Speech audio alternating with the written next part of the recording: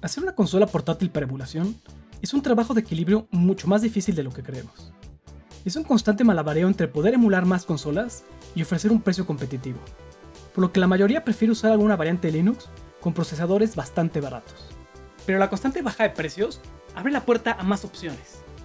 Y esto es lo que hace el RG552. Con un procesador de 6 cores y la opción de usar Android, te da muchas más opciones para jugar.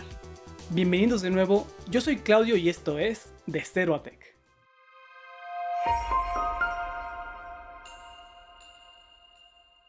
Ya hemos revisado consolas de este tipo, específicamente el Anbernic RG351V y más para acá el GPI Case 2. Y aunque en ambos casos hacen un excelente trabajo con las consolas más viejas, cuando llegamos al Nintendo 64, PlayStation 1, PSP, Saturn y Dreamcast hay muchas limitaciones. El RG351V se queda corto de poder y el GPI Case 2 no tiene las palancas analógicas. Y lo mismo pasa con el resto de la serie 350 de Anbernic. Aunque tienen más controles y las palancas analógicas, el procesador limita qué tanto los puedes usar. Para tratar de solucionar esto, Anbernic ahora nos ofrece el RG552, un dispositivo mucho más grande, con mucho más poder y que pone en la mira al Switch Lite, en especial porque además de poder usar el típico Linux enfocado en la emulación, también te permite usar Android. Y tanto por las pruebas de performance como la flexibilidad que da Android, es tan superior a Linux que ni siquiera lo vamos a revisar. Todos los emuladores corren mejor, en especial los que tienen soporte para Vulkan, y además puedes jugar juegos nativos como Call of Duty y hacer streaming como xCloud. Para empezar, podemos ver que la caja, comparada con la del 351V, es mucho más grande. De hecho, si me preguntas, es del mismo tamaño que la de Switch Lite, lo cual nos da una idea del tamaño de la consola. Al abrirlo, tenemos la consola en una bolsa suave, y con un protector que cubre toda la parte de enfrente.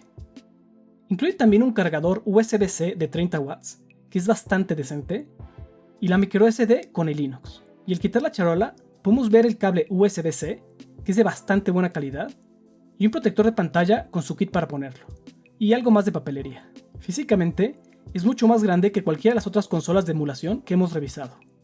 No es tan grande como un Switch normal, pero sí más o menos del mismo tamaño que el Switch Lite, aunque es más grueso, y la razón es sencilla. El RG552 tiene un procesador Rockchip RK3399. Este es un procesador ARM con 6 cores a 1.82 GHz, que es un salto importante en performance. Desafortunadamente es un procesador pensado más en Android TVs, por lo que usa mucha luz y se calienta lo suficiente para necesitar ventilación. Como detalles adicionales, el GPU que incluye es un Mali T860. Tiene 4 GB de RAM, 64 GB de almacenamiento interno, 2 pilas de 3200 mAh que duran entre 2 y 6 horas de uso y que tienen carga rápida, y Wi-Fi de 2.4 GHz. Al frente, tiene una pantalla de 5.36 pulgadas tipo IPS, con una resolución de 1920 x 1152 píxeles. Ahora sí que una resolución rara. Y esta es con touchscreen, que es indispensable para Android. La verdad, es una pantalla de primera. Definitivamente la mejor que hemos visto en este tipo de dispositivos. Tiene colores muy brillantes y suficiente luz para cualquier condición. Y la alta resolución hace que todo se vea muy claro y con mucho detalle. Lo que sí es que es un imán de grasa. Es la pantalla que más he tenido que limpiar. Como que intentaron ponerle algún recubrimiento, pero no lo aplicaron en toda la pantalla, por lo que se pueden ver claras líneas de grasa. Muy raro. Por abajo tiene 2 puertos para microSDs, algo ya típico en los Anbernic. El primero lo utilizas para poner la microSD con el Linux, ya que Android viene instalado en la memoria interna, y el segundo es para poner tus ROMs, música o lo que se te ocurra. También tiene un botón de reset y uno de función, que en Android funciona como el botón de casa. Solo ten cuidado al presionarlo sin voltear a ver, no vayas a presionar reset por accidente. Y la salida de las bocinas estéreo, que funcionan muy bien. Tiene una separación muy clara de los canales y suficiente volumen para cualquier situación, incluso para escuchar música. Arriba tenemos un puerto mini HDMI que funciona muy bien. Lo utilizamos para todas las capturas de este video.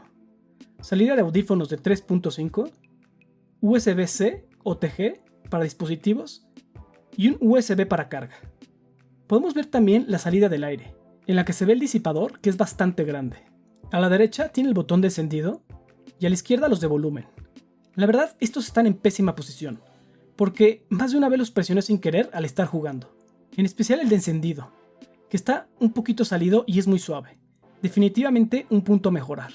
En lo que respecta a los controles, ahora sí que tiene los típicos de Anbernic. Dos palancas analógicas con un clic, idénticas a las del Switch, que no son muy buenas.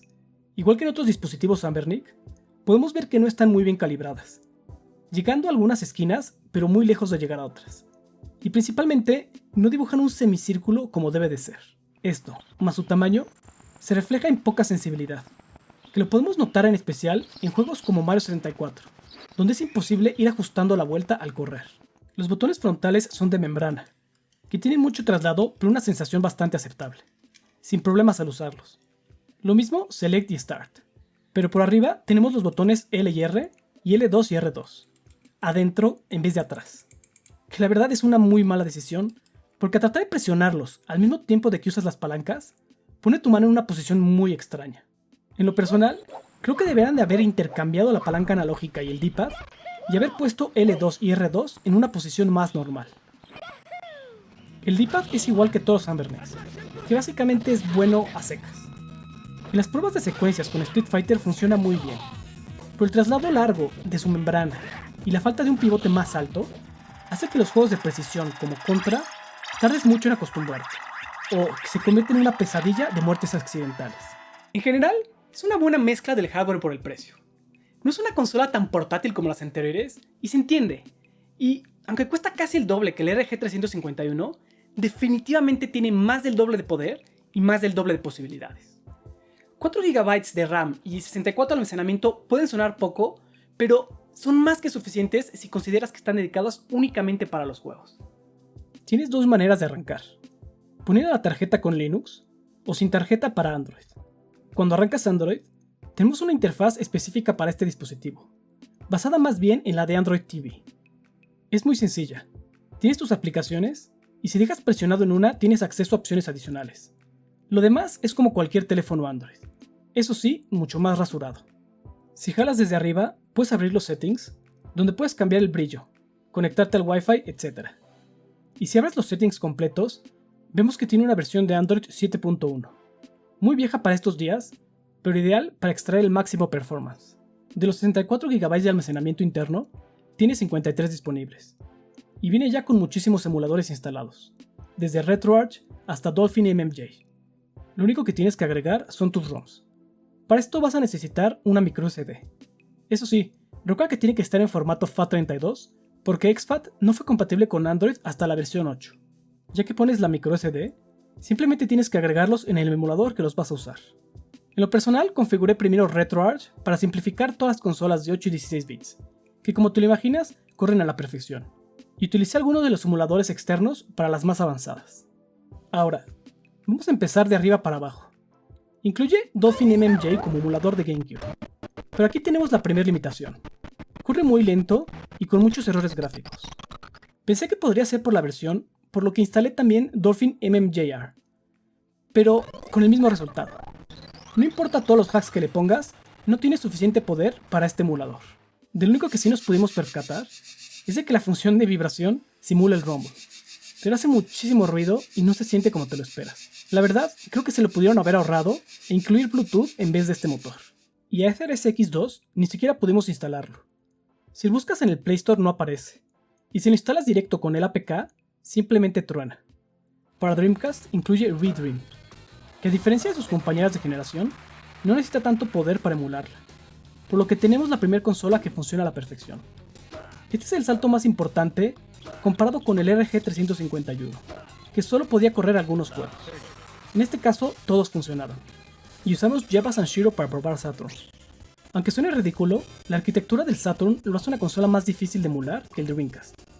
Al principio me decepcioné un poco, porque se escuchaba un poco lento, pero me metí a los settings y vi que venía configurado para ejecutarse a la resolución nativa de la pantalla. Simplemente lo bajé a 2x y funcionó perfecto. Con PPSSPP no tuvimos la misma suerte. Igual estaba configurado para correr a la resolución nativa, por lo cual lo bajé a 1x y le apliqué todos los hacks de velocidad. Y solo así pudimos correr Chain of Olympus y Midnight Club, y no al 100%. Juegos más sencillos o de 2D como Street Fighter o Patapon no tienen problemas. Para emular 10 viene con Drastic. Y aquí también tuvimos que cambiar algunas opciones, principalmente para quitar el frameskip que no le hace falta. Corren los juegos perfecto y tiene la funcionalidad del touch en la pantalla. Es otra de esas consolas que realmente funciona muy bien, aunque en algunos juegos no tenga mucho sentido el acomodo de las pantallas. Nintendo 64 con Mupen 64 Plus funciona perfecto.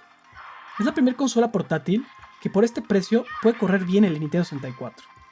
Incluso puede subir la resolución y sin problema. Lo único que sí, recuerda configurar bien los botones dependiendo del juego. También funciona perfecto en RetroArch, donde pudimos hacer la prueba de la palanca, que como puedes ver por el resultado, está muy lejos de ser ideal. Con PlayStation 1 sí nos encontramos con un detalle. Por más que lo configuramos, no podemos hacer que funcione DockStation al 100% de performance. Pero usando PCSX Rearmed dentro de RetroArch, funcionó perfecto.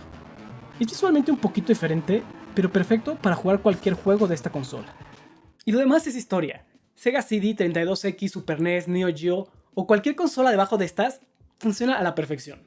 Por lo que hacer pruebas a detalle la verdad no tiene mucho sentido, pero puedes estar seguro de que las vas a poder jugar.